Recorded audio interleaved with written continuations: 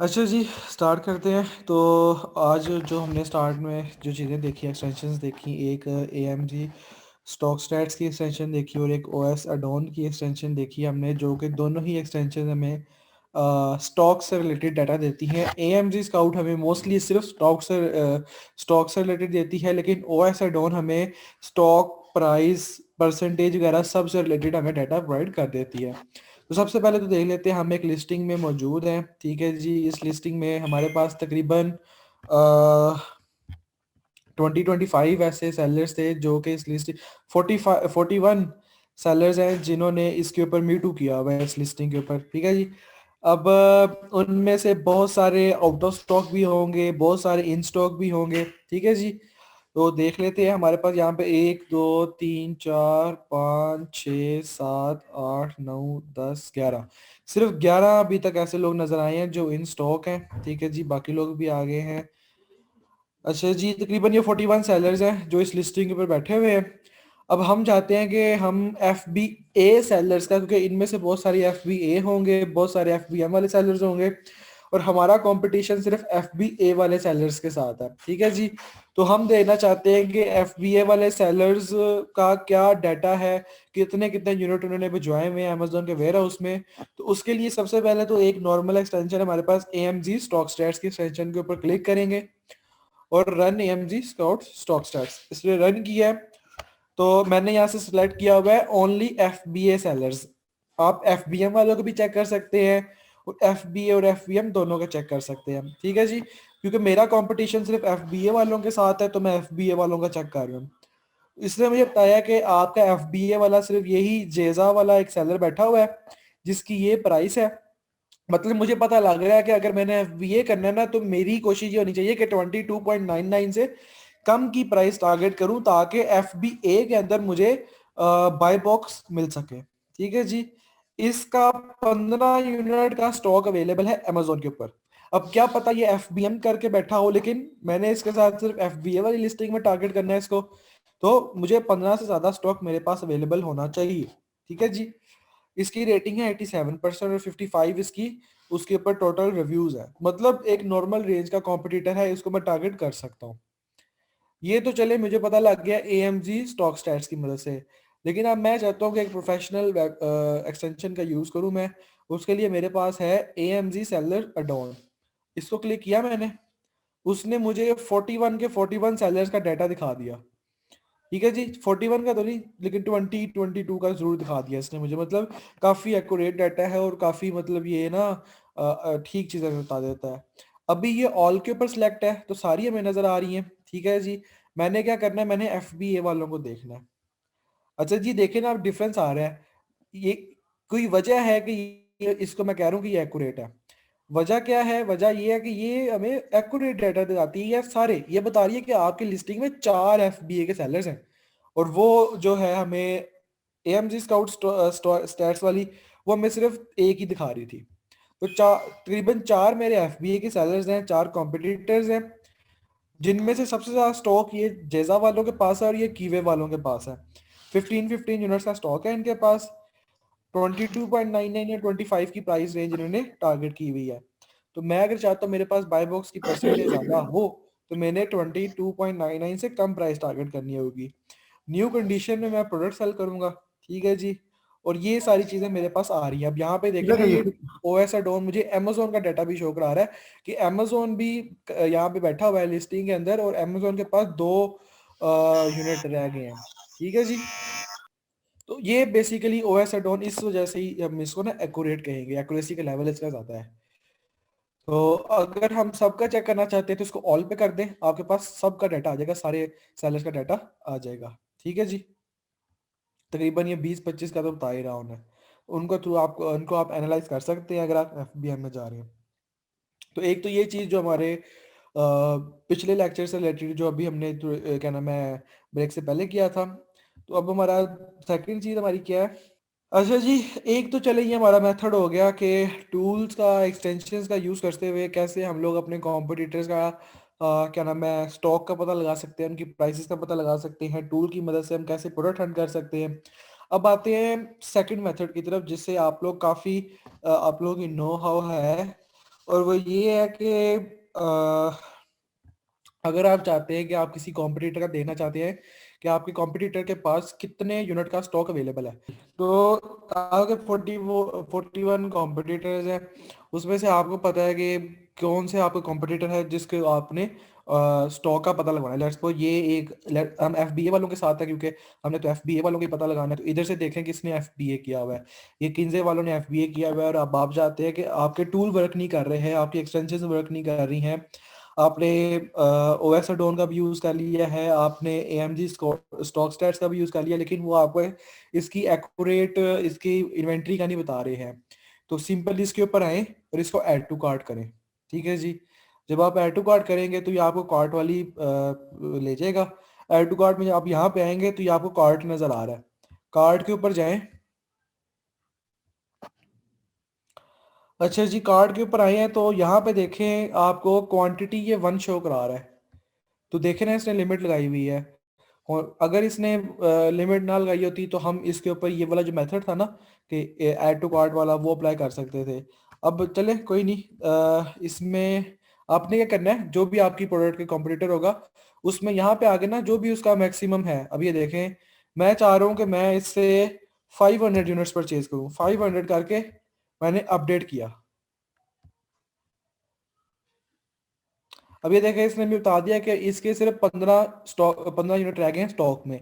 अब ये चीज़ आपने नोट डाउन कर लेनी है कि इस बंदे के सिर्फ 15 यूनिट्स रह गए हैं स्टॉक में। कल आप दोबारा आएंगे, कल दोबारा इसके यहाँ पे पुट करेंगे 15। तो अगर तो इसके 15 से कम हो गए होंगे, इसका मतलब है कि इसके उतने यूनिट सेल हो गए हैं। तो आपको लिमिट का इस चीज़ से भी ऐड टू कार्ट वाले मेथड से भी आपको पता लग सकता है कि आपके कॉम्पिटिटर के कितने यूनिट अवेलेबल हैं अमेजोन के वेयर हाउस में। और आप अगर आप ज़्यादा टाइम पुट करें, कम से कम 1 या 2 या कम से कम 1 मंथ पुट करें अपने कॉम्पिटिटर्स को एनालाइज करने में, तो आप ना सिर्फ ये पता लगा सकते हैं कि आपके कॉम्पिटिटर के कितने यूनिट अवेलेबल होते हैं, बल्कि ये भी पता लगा सकते हैं कि वो कितने टाइम बाद अपने स्टॉक को रीफिल करता है। मतलब लेट्स सपोज आज आपने कॉम्पिटिटर का एनालिसिस शुरू किया और आज आपको पता लगा है कि आपके कॉम्पिटिटर के 15 यूनिट्स हैं। ठीक है जी। लेकिन लेट्स सपोज नेक्स्ट वीक आपका कॉम्पिटिटर 100 यूनिट वहां पे अपडेट कर देता है। तो तब आप दोबारा उसकी एनालिसिस स्टार्ट करते हैं। आप देखते हैं कि 100 यूनिट इसके कितने दिनों में सेल हो रहे हैं। आप कहते हैं कि एक हफ्ते में 7 डेज में इसके 100 यूनिट सेल हो गए हुए हैं। तो कितने दिन बाद और नेक्स्ट वीक छोड़ के उससे नेक्स्ट वीक ये ना अपना स्टॉक अपडेट कर रहा है, मतलब एक वीक की आउट ऑफ स्टॉक रहता है। तो इसी से आपको ये भी चीज पता लग सकती है कि मेरे पास मार्केट में इन होने के पास कितना टाइम फेज होगा कि मेरा अगर कॉम्पिटिटर आउट ऑफ स्टॉक चला जाए तो एक वीक के अंदर मैं अपने मैक्सिमम यूनिट सेल करके मैक्सिमम प्रॉफिट अर्न कर सकूं। ठीक है जी। तो ये चीज भी आप पता लगा सकते हैं अगर आप 1 मंथ पुट करते हैं कॉम्पिटिटर एनालिसिस के ऊपर। वैसे ये बहुत ज्यादा टाइम होता है। ठीक है जी। मोस्टली क्या करते हैं लोग, मोस्टली यही करते हैं कि वो अपने कॉम्पिटिटर की सेल का पता लगा लेते हैं कि इसको इतनी प्राइस टारगेट करके 22.99 की प्राइस टारगेट करके इसको कितने यूनिट की सेल आ रही है। लेट्स सपोज अगर आज इसके 15 है तो कल 10 हो जाते हैं, इसका मतलब है इसको 5 यूनिट की सेल आ रही है। तो अगर मैं 22.99 से कम यूनिट की टारगेट करूंगा तो मुझे 5 यूनिट से ज्यादा की सेल आएगी। ये चीज भी वेरीफाई कर ली आपने, और ये ऑथेंटिक चीज होती है। ठीक है जी। ऑब्वियसली बात है, अगर आप उसकी प्राइस से कम प्राइस टारगेट कर रहे हैं तो ऑब्वियसली बात है आपको ज्यादा बाईबॉक्स मिलेगा, आपको ऑर्डर ज्यादा मिलेंगे। ठीक है जी। एक तो चीज ये होगी। दूसरा, आपको आपके कॉम्पिटिटर के स्टॉक का पता लग जाता है। आपको पता होता है कि मेरा जो कॉम्पिटिटर है वो लो स्टॉक का रख के बैठा हुआ है। मतलब 15 यूनिट 50 यूनिट जब भी ये रिफिल करता है, मैक्सिमम इसके यूनिट 50 तक चले जाते हैं जब ये रिफिल करेगा। इसका मतलब है ये लो स्टॉक रख के बैठता है।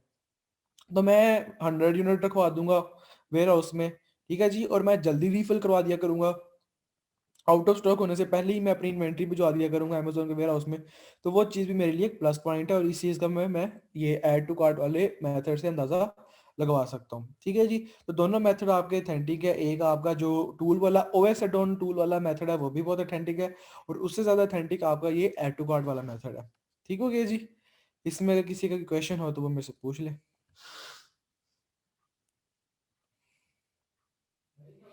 अच्छा जी, चैट में कोई कुछ पूछ रहा है। ऐड टू सर कार्ट वाला वो जरा पूछ रहे दोबारा हैं बता दें। आपसे। 100% सर वो पूछ रहे हैं आपसे। क्या पूछ रहे हैं मेरे से?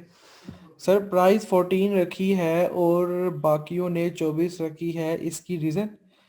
इसने प्राइस 14 रखी है या बाकी क्या मतलब, ये मोजमान इस चीज़ की समझ नहीं है, या आप मुझे इस चीज़ का बताएं ताकि मैं फिर आगे आपको आंसर कर सकूं इस चीज़ का। किसने प्राइस 14 रखी है और बाकी ने 24 रखी है? ये 14.94 शो हो रही है ना इसकी। इसकी प्राइस कहाँ 14.94 शो हो रही है? इसकी प्राइस है 22.29। मैं आपको दिखाता हूँ, ये कीवी वाला है ना, कीवी वाला। कीवी वाले के ऊपर जाते हैं। ये देखें कीवी वाला कहाँ पे है जी हमारे पास। यहाँ पे कीवी वाला आपको नजर आएगा। तो कीवी वाले की प्राइस हमारी क्या है, नीचे जाके दिखाता हूँ मैं आपको। कीवी वाले की प्राइस है हमारी, चल यार,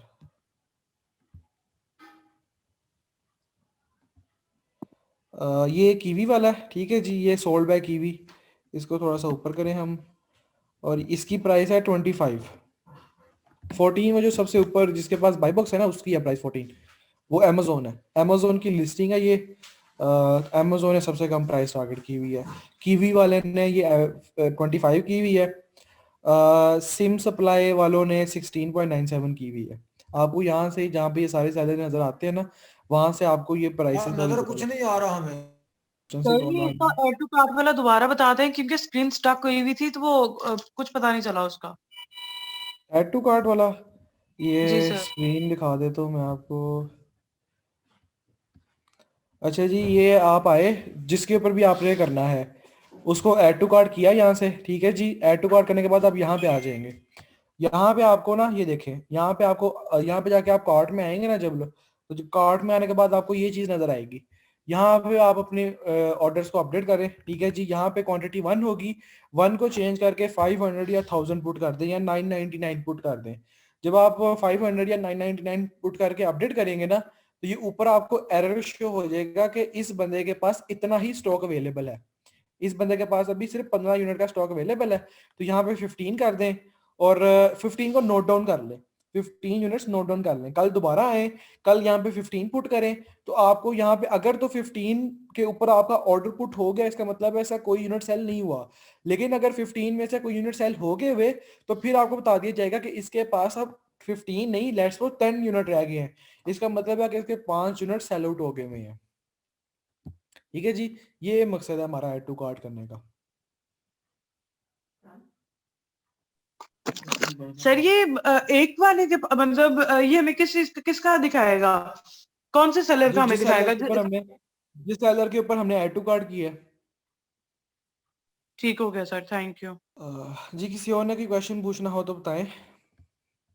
सर ये फिर हम ऐसा प्रोडक्ट चूज करें अगर कि जिसके अंदर कम, मतलब जिसके अंदर 2 या 3 सिर्फ कॉम्पिटिटर हो या 2 से 3 लोग बस उसके अंदर कर रहे हो, होलसेल कर रहे हो, तो सर वो वाला ज्यादा अच्छा नहीं रहेगा क्योंकि उसमें ऑब्वियसली ज्यादा दो चांसेस से होंगे तीन उसके। लोग नहीं, 2 से 3 लोग नहीं, क्योंकि अगर थोड़े लोग होते हैं ना, तो थोड़े लोगों में होता ही है कि क्या पता वो उसके कोई ऐसे स्पेसिफिक ब्रांड हो जिनको उन्होंने लाइक लाउ किया और बाकियों को वो लाउ ना कर रहे हो।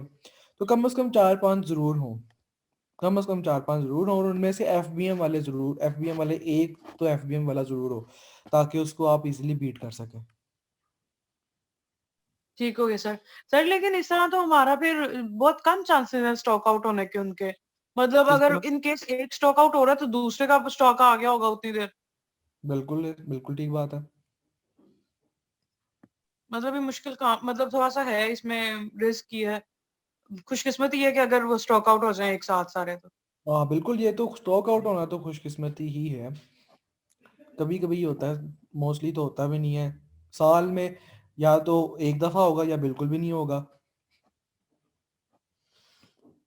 जी सर, ठीक हो गया। स्टॉक आउट का बाय बॉक्स पिन कर लें, बाय बॉक्स से ऑर्डर आ जाएगा आपको। सही हो गया सर।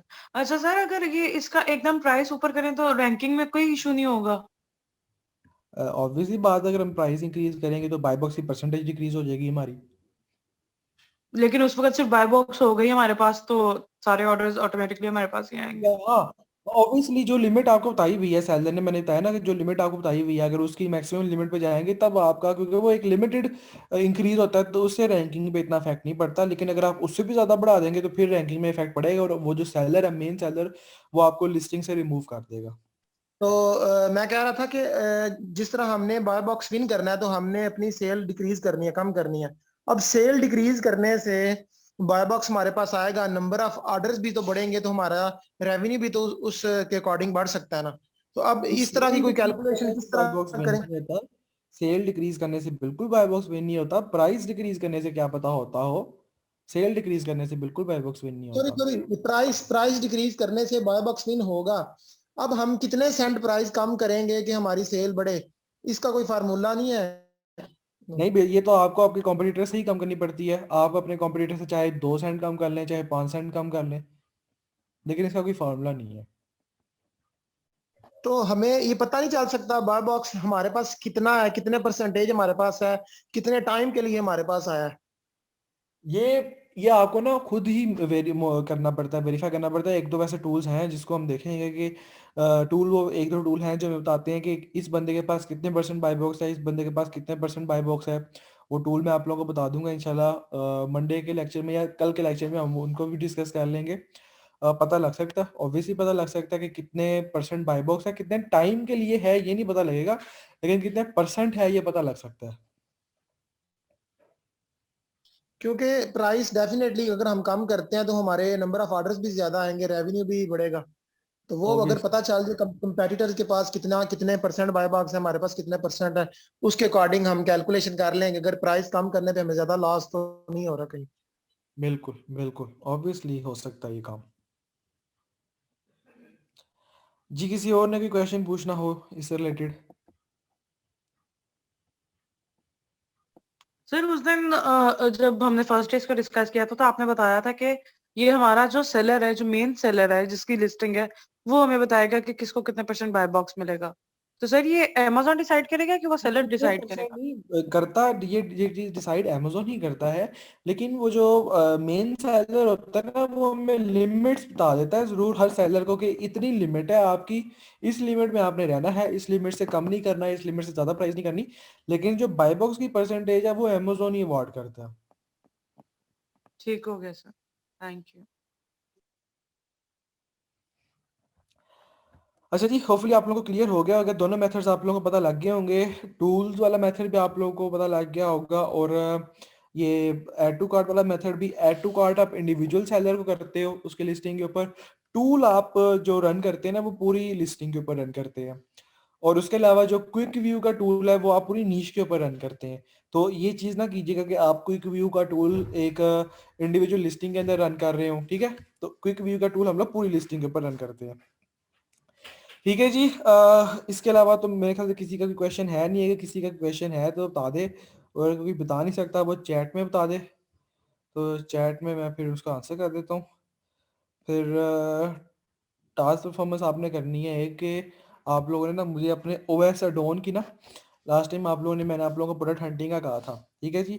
तो जो आप लोगों ने प्रोडक्ट हंट की है ना उसके ऊपर आपने टूल रन करना है ओएस अडोन का और एएमजी स्टॉक स्टैट्स का। अगर एएमजी स्टॉक स्टैट रन हो जाए तो ठीक है, लेकिन ओएस अडोन तो मस्ट रन होगा। ओएस अडोन तो मस्ट रन होगा। एक ओएस अडोन की आपने मुझे स्क्रीनशॉट भेजनी है। उसके साथ आपने क्या करना है, आपने अपने जो कॉम्पिटिटर है उसमें से कोई FBA का सेलर निकालना है, ठीक है जी। और उसकी रीजनेबल सेलर हो, ना बहुत ज्यादा रिव्यूज हो ना बहुत कम रिव्यूज हो, प्राइस रेंज भी ठीक ठाक हो उसकी, ठीक है जी। और FBA का हो और इन स्टॉक हो, ये ना हो कि वो आउट ऑफ स्टॉक हो। उसको ऐड टू कार्ट करके उसका आपने मुझे बताना है कि कितने यूनिट अवेलेबल हैं उसके अमेजोन के वेयर हाउस में ऐड टू कार्ट वाले मेथड के साथ। ठीक हो गया। ये आप लोगों की असाइनमेंट है जो आप लोगों ने आज करनी है। 2 मिनट की असाइनमेंट है, इजीली जल्दी से करके हम लोग फारिग होते हैं, ठीक है जी। तो अभी आप लोग जाएं, अब कोई भी प्रोडक्ट आप लोग जो आप लोगों ने हंट की है उसके ऊपर ये 2 चीजें रन करें और मुझे स्क्रीनशॉट भेजें और हम लोग फारिग हो गए, ठीक है जी। तो ये काम आप लोग आप